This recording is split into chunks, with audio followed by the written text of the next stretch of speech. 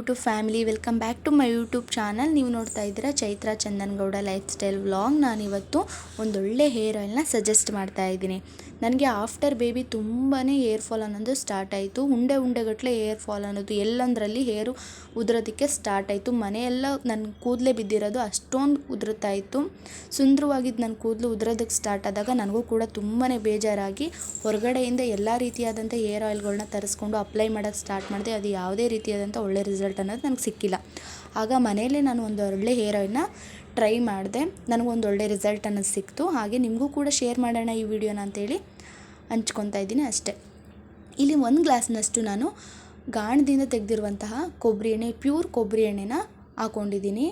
ಹಾಗೆ ಒಂದು ಅರ್ಧ ಗ್ಲಾಸ್ನಷ್ಟು, ಅದೇ ಗ್ಲಾಸ್ನಲ್ಲಿ ಒಂದು ಅರ್ಧ ಗ್ಲಾಸ್ನಷ್ಟು ಕ್ಯಾಸ್ಟರ್ಡ್ ಆಯಿಲ್ ಅಥವಾ ಕೈ ಎಣ್ಣೆನ ಕೂಡ ಸೇರಿಸ್ಕೊಂಡಿದ್ದೀನಿ. ಕೈ ಎಣ್ಣೆ ಹಾಕೋದ್ರಿಂದ ನಮ್ಗೆ ಹೇರ್ ಅನ್ನೋದು ಗಟ್ಟಿ ಆಗುತ್ತೆ, ಹಾಗೆಯೇ ಕಪ್ಪಾಗೋಕ್ಕೆ ಸ್ಟಾರ್ಟ್ ಆಗುತ್ತೆ. ನಮ್ಮ ತಾತ ಮುತ್ತಾತ ಕಾಲದಾಗೆಲ್ಲ ಇದನ್ನೇ ತುಂಬಾ ಯೂಸ್ ಮಾಡ್ತಾ ಇದ್ದಿದ್ದು. ಅದಕ್ಕೆ ಅವ್ರ ಹೇರ್ ಯಾವಾಗಲೂ ಕೂಡ ಕಪ್ಪಾಗಿರೋದು, ಚೆನ್ನಾಗಿರೋದು, ಹೆಲ್ದಿಯಾಗಿರೋದು.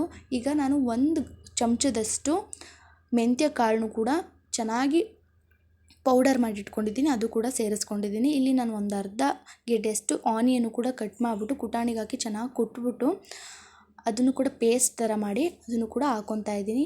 ನಾವು ಈ ಆನಿಯನ್ ಹಾಕಾದ್ಮೇಲೆ ಅದು ಎಣ್ಣೆ ಅನ್ನೋದು ಕುದಿಯೋದಕ್ಕೆ ಸ್ಟಾರ್ಟಾಗಿ ನೊರೆ ಥರ ಉಕ್ಕಿ ಚೆಲ್ಲೋಕ್ಕೆ ಸ್ಟಾರ್ಟ್ ಆಗುತ್ತೆ. ಲೋ ಫ್ಲೇಮ್ನಲ್ಲಿ ಇಟ್ಕೊಂಡು ಚೆನ್ನಾಗಿ ಕುದಿಸ್ಕೊಳ್ಳಿ, ಇದೆಲ್ಲೂ ಕೂಡ ಚೆಲ್ಲೋದಕ್ಕೆ ಬಿಡಬೇಡಿ. ಹಾಗೆ ನಾನಿಲ್ಲಿ 1 ಹಿಡಿಯಷ್ಟು ಕರಿಬೇವಿನ ಸೊಪ್ಪನ್ನ ಇಟ್ಕೊಂಡಿದ್ದೀನಿ. ನೀವು ಕರಿಬೇವಿನ ಸೊಪ್ಪಾದರೂ ಇಟ್ಕೊಬೋದು ಅಥವಾ ಬೇವಿನ ಎಲೆ ಕೂಡ ಇಟ್ಕೊಬೋದು. ನಿಮ್ಗೆ ಯಾವುದು ಒಳ್ಳೇದಂತ ಅನಿಸುತ್ತೆ ನೋಡಿ ಅದನ್ನು ಕೂಡ ಹಾಕ್ಕೊಳ್ಳಿ. ಇದು ಆಪ್ಷನಲ್ಲು, ಎರಡರಲ್ಲಿ ಯಾವುದಾದ್ರೂ ಒಂದು ಹಾಕ್ಬೋದು.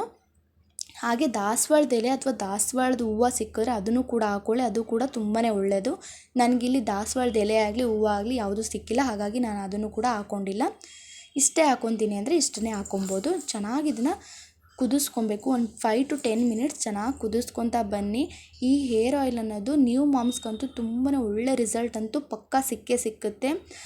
ನನಗೆ ತುಂಬ ಒಳ್ಳೆ ರಿಸಲ್ಟ್ ಸಿಕ್ಕಿದೆ ಅಂದಮೇಲೆ ನಿಮ್ಗೆ ಸಿಕ್ಕಲ್ವಾ, ಸಿಕ್ಕುತ್ತೆ. ನೀವು ಕೂಡ ಟ್ರೈ ಮಾಡಿ ಈ ಹೇರ್ ಆಯಿಲ್ನ. ಹಾಗೆ ಇದನ್ನು ಚೆನ್ನಾಗಿ ಒಂದು 5 to 10 ಮಿನಿಟ್ಸ್ ಕುದಿಸಾದ್ಮೇಲೆ ಒಂದು 5 hours ರೆಸ್ಟ್ ಮಾಡೋದಕ್ಕೆ ಬಿಟ್ಬಿಡಿ, ಇಲ್ಲಾಂದರೆ ಓವರ್ ನೈಟು ಇದನ್ನು ರೆಸ್ಟ್ ಮಾಡೋದಕ್ಕೆ ಬಿಟ್ಬಿಡಿ.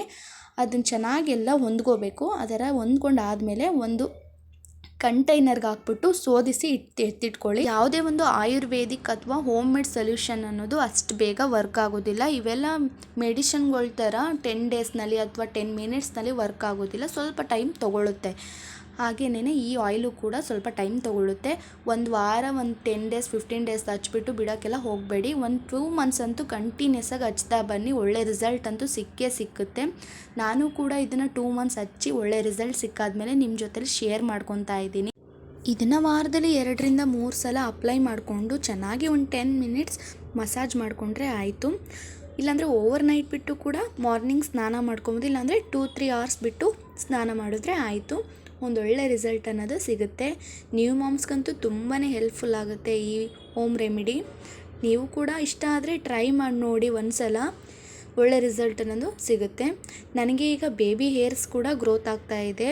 ಮೊದಲೆಲ್ಲ ತುಂಬಾ ಹೇರ್ ಫಾಲ್ ಆಗಿ ತುಂಬಾ ಡ್ಯಾಮೇಜ್ ಆಗಿತ್ತು ನನ್ನ ಕೂದಲು. ಇದ್ರ ಸ್ಮೆಲ್ ಕೂಡ ತುಂಬಾ ಚೆನ್ನಾಗಿರುತ್ತೆ.